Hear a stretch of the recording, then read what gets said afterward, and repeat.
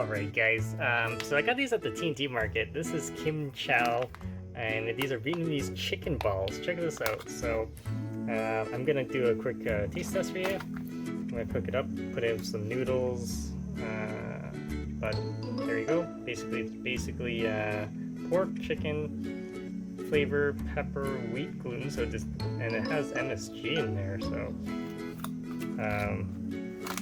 not the greatest. The other ones were better. They didn't have any of this stuff, but sugar.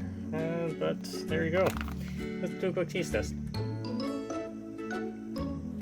All right, so here's the ball all cooked up. And take a good look at that. I'm gonna do a quick taste test. There it is. Okay, so this is very chewy. It's like a fish ball, but it tastes more like pork than chicken. But I do taste that it is more leaner than if you were to get it with like just beef or pork. So it's leaner, but it's more chewy. So if you have any questions or comments, guys, as well, subscribe to the channel. It's got good flavor, so check it out.